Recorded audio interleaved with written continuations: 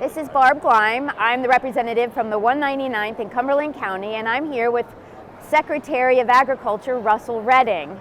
And Great to see you. Great Happy to New see Year. you. Yes, Thank you. Happy New Year. And I'm really excited to be able to ask him some questions one-on-one and bring this to my constituents. So my first question is, farmers in Pennsylvania are not getting any younger. I know that the average age is over 50 right now, and I was wondering what you think that we can do in the state to bring in a younger generation of farmers. Well, thanks for the reminder, right? as well, but it's a worry because I think we've got an industry that's in transition, right? It's both generational transition, but as I've thought a lot about this, is all of those assets that are held by the current generation. You want them to transition, right, and continue to be productive. And I'm pleased that we have in this farm bill, as part of that farm package, business planning components that I think are part of it. The new and beginning farmer tax credit, which I think is critical. First time Pennsylvania's ever been able to do that is to have a tax credit for generational transfers, and nicely, if somebody doesn't want to buy but wants to lease, there's a component of that can be. But larger than that, it's just sort of, I think, the story of agriculture is a meaningful place for employment, right? It's important to our economy. It's got all kinds of dimensions to it. It's part of what we have to keep talking about to have folks who are walking through the aisles at farm shows say, well, I didn't know that. I mean, this agriculture thing's pretty cool, right? Having kids think about that. But collectively, just making sure that we're focused on a new generation. How do we get there? We'll see the FFA members today. Right.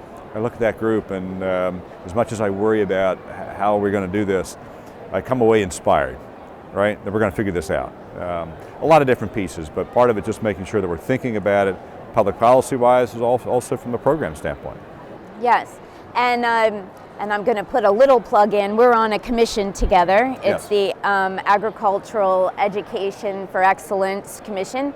And we think about education and educating the public and educating a new generation coming up.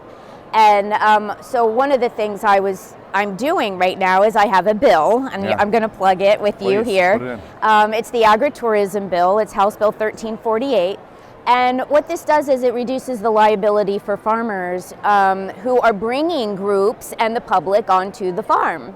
And one of the ideas here is to bring in school groups also to tour a real working farm and to see not just in this environment of the farm show, but out in the working world.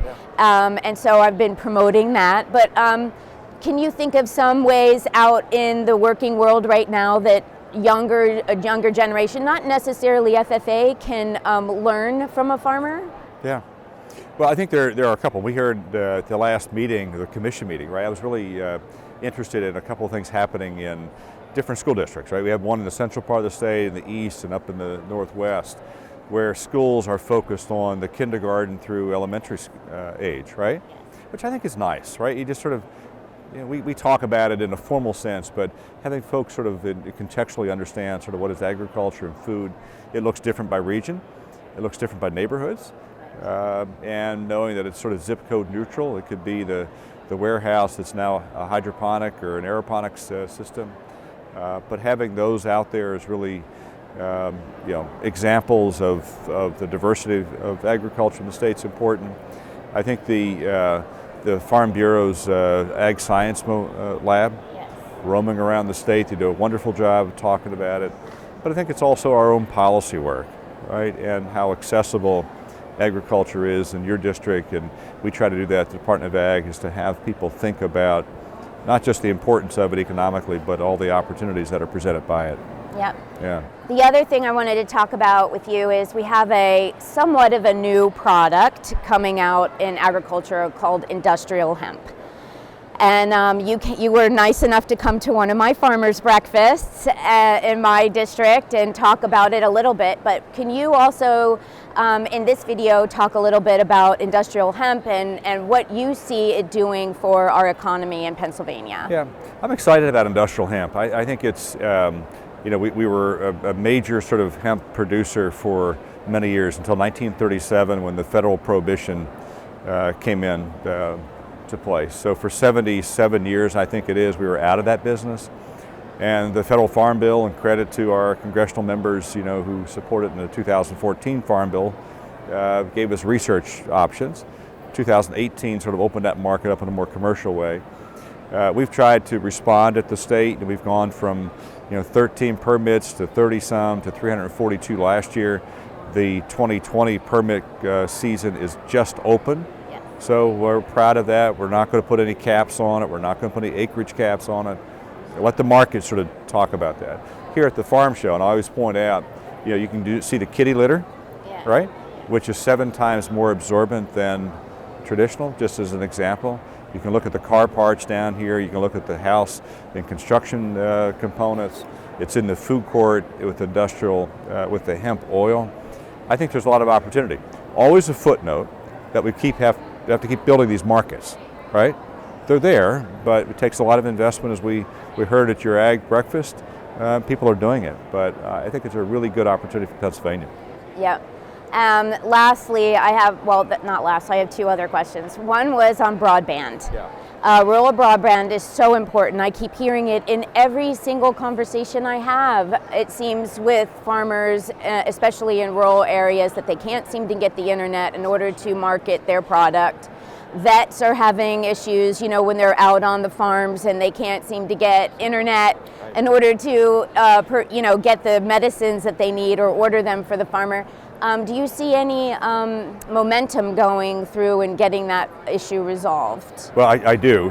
Part of it's driven out of just sort of the market forces, and I think there's sort of realization that as a state, if we're going to compete, whether that's in education or healthcare, or just from a personal standpoint, from an agricultural standpoint, you've got to have access, right?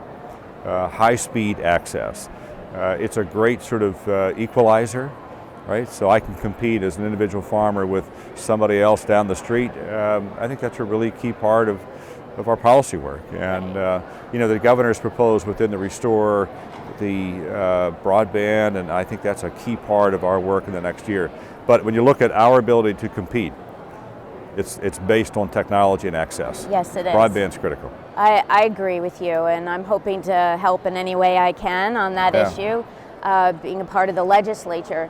The last question I had was on dairy, and I know that you know this issue very well.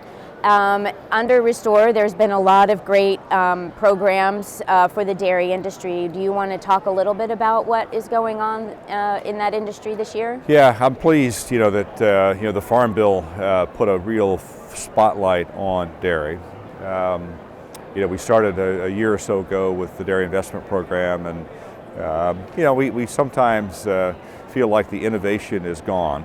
Yeah. And that one program sort of reminded me it is not, right?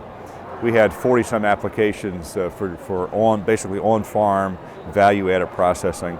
We funded 29 of those around the state. You've got I've got at least one. Yeah, you've got at least one, and I look at that, and each one of those projects is another sort of answer to the dairy industry in Pennsylvania.